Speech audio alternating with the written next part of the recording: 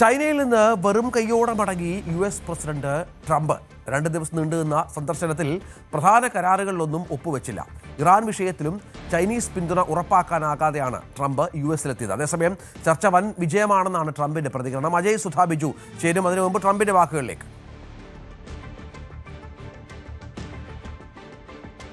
വരാം. അജയ്, വലിയ പ്രതീക്ഷയിലാണ് ട്രംപ് ചൈനയിലേക്ക് പോയത്. വ്യവസായ പ്രമുഖർ ഒക്കെ ട്രംപിനൊപ്പം ഉണ്ടായിരുന്നു. നമുക്കറിയാം, ഒരുപാട് കരാറുകളിൽ ഒപ്പുവെക്കും, പല വിഷയങ്ങളിലും ഇപ്പോൾ ഇറാനുമായുള്ള വിഷയത്തിലടക്കം ചൈനയുടെ പിന്തുണ ലഭിക്കുമൊക്കെ പ്രതീക്ഷിച്ചിരുന്നു. പക്ഷേ വളരെ സൈലൻ്റായി പ്രധാനമന്ത്രിയെ പ്രസിഡന്റിനെ സ്വീകരിച്ചു. പക്ഷേ ഒരു വാഗ്ദാനം നൽകാനും കാര്യമായ കരാറുകളിൽ ഏർപ്പെടാനും ചൈന തയ്യാറായില്ല.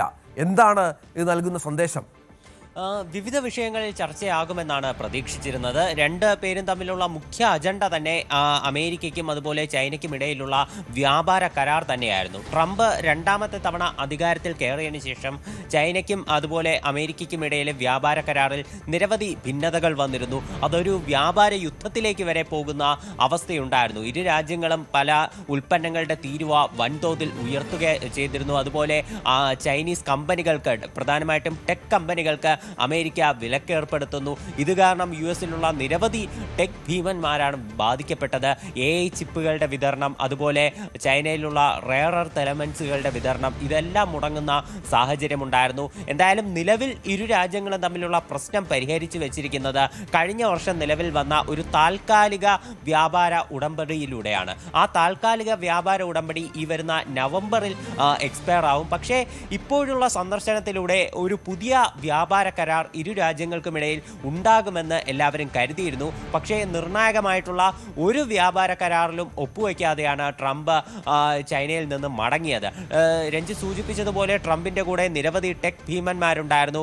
എലോൺ മസ്ക് ഉണ്ടായിരുന്നു, ടിം കുക്ക് ഉണ്ടായിരുന്നു, അങ്ങനെ അതുപോലെ ബോയിങ്ങിന്റെ CEO ഉണ്ടായിരുന്നു. അതുപോലെ നിരവധി ആളുകൾ ട്രംപിനോടൊപ്പം ഉണ്ടായിരുന്നു. പക്ഷേ ഇവരുമായിട്ടൊന്നും നമുക്ക് കൺഫേം ചെയ്യാനാകുന്ന ഒരു കരാറിലും ചൈന ഒപ്പുവെച്ചിട്ടില്ല. പക്ഷേ ട്രംപ് അവകാശപ്പെടുന്നത് ചൈന ഇപ്പോൾ ബോയിങ്ങിൽ നിന്ന് ഏതാണ്ട് 250ഓളം വിമാനങ്ങൾ വാങ്ങുമെന്ന് അമേരിക്കയ്ക്ക് ഉറപ്പ് നൽകിയിട്ടുണ്ട് എന്നാണ്. ഇത് ഭാവിയിൽ 750ആയി ഉയർത്താനും ആലോചനയിലുണ്ട് എന്നാണ് ട്രംപ് പറഞ്ഞത്. പക്ഷേ ഇതുമായി ബന്ധപ്പെട്ട് ഒരു ഔദ്യോഗിക കരാറിൽ ഒപ്പുവെച്ചതായിട്ടുള്ള വിവരങ്ങളൊന്നും പുറത്തു വന്നിട്ടില്ല.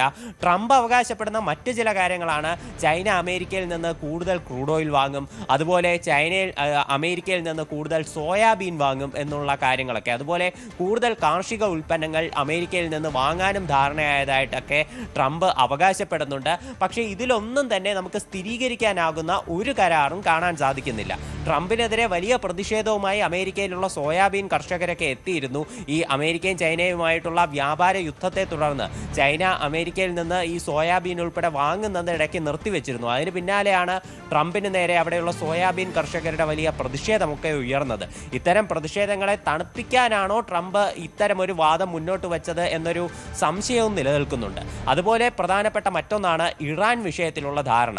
ഇറാൻ വിഷയത്തിൽ ചൈനയുടെ പിന്തുണ ട്രംപിന് ഇപ്പോൾ ഉറപ്പാക്കാനൊന്നും കഴിഞ്ഞിട്ടില്ല. രണ്ട് നേതാക്കളും ഒരു സംയുക്ത പ്രസ്താവനയൊന്നും പുറത്തുവിട്ടിട്ടുമില്ല. ട്രംപ് പറയുന്നത് ചൈനയും ഇറാന് ആണവായുധം നിർമ്മിക്കുന്നതിനെ എതിർക്കുന്ന ഒരു രാജ്യമാണ്. മാത്രമല്ല ഹോർമുസ് കടലിടുക്ക് പൂർണ്ണമായി തുറക്കണമെന്ന് ചൈന ഞങ്ങളോട് പറഞ്ഞിട്ടുണ്ട്. ഇറാൻ വിഷയത്തിൽ എല്ലാ പിന്തുണയും വാഗ്ദാനം ചെയ്തതായിട്ടാണ് ട്രംപ് പറയുന്നത്. അതുപോലെ ട്രംപ് പ്രത്യേകിച്ച് എടുത്തു പറയുന്നു, ചൈനയോട് ഇറാൻ വിഷയത്തിൽ ഞങ്ങൾ പ്രത്യേകിച്ച് ഒരു സഹായവും ചോദിച്ചിട്ടില്ല, അത് ഞങ്ങൾക്ക് ഒറ്റയ്ക്ക് ഹാൻഡിൽ ചെയ്യാൻ കഴിയുന്ന വിഷയമാണ് എന്നാണ് ട്രംപ് പറയുന്നത്. അതുപോലെ അദ്ദേഹം സൂചിപ്പിച്ച മറ്റൊരു കാര്യം, ചൈന ഇറാന് സൈനികമായിട്ടുള്ള സഹായങ്ങൾ നൽകില്ല എന്ന് തനിക്ക് ഷീ ജിൻ പിങ് ഉറപ്പ് നൽകിയതായിട്ടും ട്രംപ് പറയുന്നുണ്ട്. എന്നാൽ ഇതിലൊന്നും ഒരു സംയുക്ത പ്രസ്താവനയോ അല്ലെങ്കിൽ ചൈനയുടെ ഭാഗത്തു നിന്നൊരു സ്ഥിരീകരണമോ ഒന്നും തന്നെ വന്നിട്ടില്ല. പിന്നെ വേറൊരു കാര്യമാണ് തായ്വാൻ വിഷയം. അത് ചൈനയ്ക്കും അമേരിക്കയ്ക്കും ഇടയിലെ ഒരു പ്രധാന തർക്ക വിഷയമാണ്.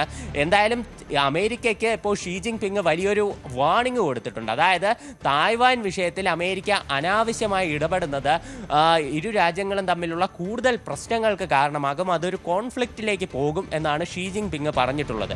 എന്തായാലും ചൈനയിൽ വെച്ച് ട്രംപ് ബുദ്ധിപരമായി ഈ തായ്വാൻ വിഷയത്തിൽ പരസ്യ പ്രതികരണങ്ങളോ വിവാദ പ്രസ്താവനകളോ ഒന്നും നടത്തിയിട്ടില്ല.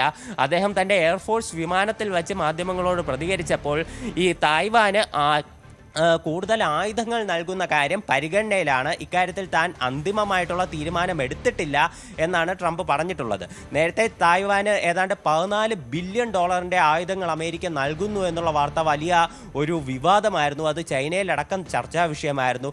എന്തായാലും ഈ $14 ബില്യൺ ആയുധങ്ങൾ നൽകുന്നത് താൻ അന്തിമമായി തീരുമാനിച്ചിട്ടില്ല എന്നാണ് ട്രംപ് നിലവിൽ പറഞ്ഞുകൊണ്ടിരിക്കുന്നത്. അജയ് സുധാ ബിജു ആണ് വിവരങ്ങൾ പങ്കുവച്ചത്.